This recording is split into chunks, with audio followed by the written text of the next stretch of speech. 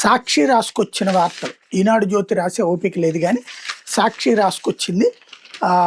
అంటే ఈ సహజం ఇప్పుడు అటో ఇటో పత్రికలు నిలబడినటువంటి సందర్భంలో 150 కోట్ల ప్రభుత్వ భూమికి ఎమ్మెల్యే వరద స్కెచ్, ల్యాండ్ సీలింగ్ యాక్ట్లో 9.68 ఎకరాల ప్రభుత్వ భూమి స్వాధీనం, 1979లో మళ్ళీ ఎస్సీలకు పంపిణీ, వాడు సాగు చేయకుండా అమ్ముకోవడంతో పట్టాల రద్దు, వ్యూహం ప్రకారం ఇదే భూమిని దక్కించుకునేందుకు టీడీపీ ఎమ్మెల్యే వరదరాజుల రెడ్డి స్కెచ్, తెర వెనక రాష్ట్ర ముఖ్య నేత సహకారంతో చక్రం తిప్పుతున్న నేతలు అన్నటువంటిది ఒక వార్త.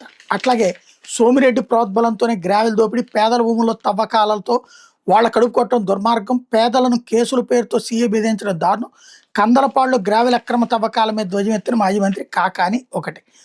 అలాగే వైఎస్ఆర్సీపీ నేతల అక్రమ నిర్బంధం, కూటమి నేతల ఆదేశాలతో బరితెగించిన పోలీసులు, ఎంపీడీ సభ్యురాలు భర్తతో పాటు మరొకరు దొడ్డిగుంట నుంచి తీసుకొచ్చిన పోలీసులు, రంగంపేట పోలీస్ స్టేషన్లో బంధించి తమకేం తెలియదంటూ డ్రామా, విషయం తెలుసుకుని స్టేషన్ వద్ద రోడ్డు మీద బైఠాయించిన వైఎస్ఆర్సీపీ శ్రేణులు, తప్పనిసరి పరిస్థితుల్లో తామే తీసుకొచ్చామని ఒప్పుకున్న కాకీలు అన్నటువంటిది మరొక వార్త.